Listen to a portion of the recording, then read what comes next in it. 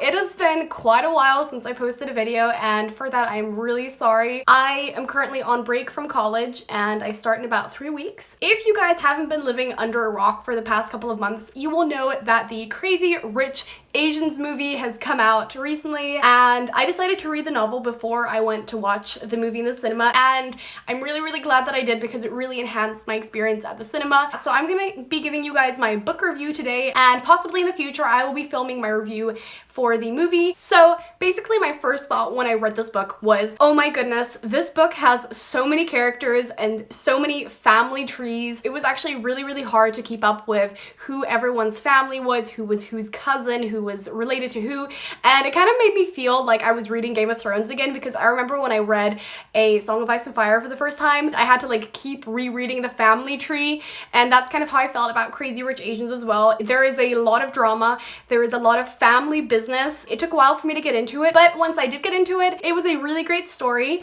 There were some things that disappointed me and I think could have been done better, but overall it was a solid read. I would give it a 3.75 stars out of 5 stars, but it was a really good book. There were some good parts, there were some bad parts to it, and I will get to those in just a sec. The premise of the story is so entertaining. I think that one of the strongest points that this book has going for it is just how much funny gossip and humor. It's almost like a parody of, you know, this high society, rich kind of world that goes on in Singapore. It was incredibly entertaining to read about the amounts of crazy wealth that these Singaporean Chinese have. The descriptions of just how much luxury these people have, how much wealth they have, how they deal with their income was really fun to read. But I think that since the book has about 550 pages, after a while there was just too much description. I think that this book was way more heavily focused on the descriptions of the people and just wasn't so character focused or not very plot driven, which is fine for this novel because it's a very novel idea and it's a very new concept that, at least for me, hasn't been discovered a lot in books.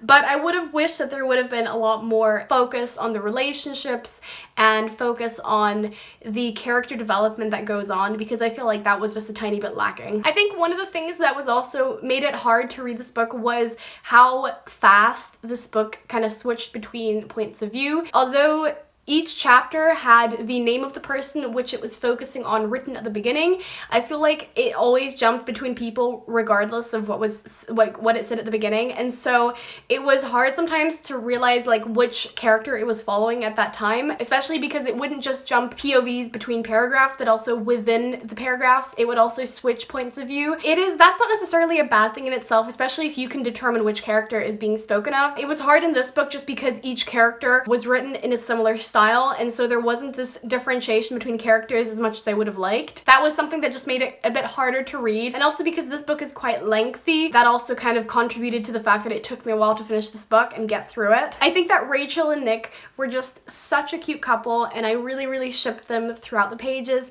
However, I have to say that I think Astrid and Michael's story really did bring out more depth than Rachel and Nick's story. I think that Astrid and Michael's story just like dealt with a lot of deeper topics that kind of brought out more drama and more character development. The chapters that dealt with Astrid and what she was going through were definitely my favorite out of the novel, and I think that the author just did that so well. And also, for those of you who've seen the movie, I'm so salty about them not really including that in the movie. Hopefully if a second movie will be made, they will focus on that, but I was kind of disappointed, but it's okay. I think that the last few chapters were really what brought out the book's true potential, because the last few chapters were definitely a lot more plot driven and had a lot more drama and things going on within them. It just sort of added such intense like drama to it, and I just really loved the last few chapters. It was so hard for me to put the book down. That was really the reason why I gave this book 3.75 stars and not 3 stars. That those last few chapters were really what, you know, brought this like oomph to the table, and I really appreciated that. I do think think that the thing that I appreciated most about this book though was how many cultural references there were in this book. At the end of each chapter, there was sort of like a list of footnotes would explain certain words that the reader might not understand. It really brought out this depth to the book that I really liked. It explained a lot about, you know, different cultural things that were going on, you know, things that the characters would have understood but the readers wouldn't.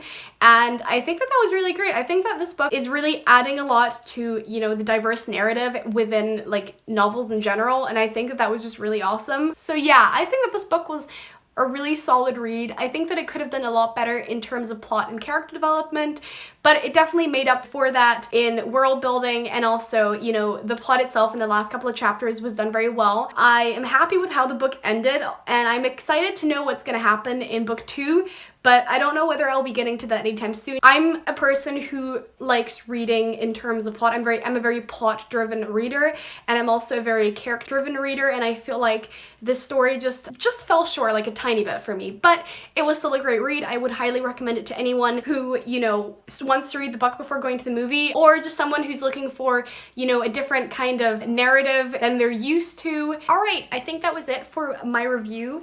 Thank you guys so much for watching. Please let me know what you guys thought of Crazy Rich Asians. Have you seen the movie yet? Did you read the book? What was your favorite part of the book? Who was your favorite narrative? Like, which POV did you enjoy reading most? Thank you guys so much for watching. If you like this video, please give it a thumbs up. Don't forget to subscribe. I will be bringing out new videos each week. As always, thank you guys so much for watching this video again, and I will see you guys with another video very soon. Bye!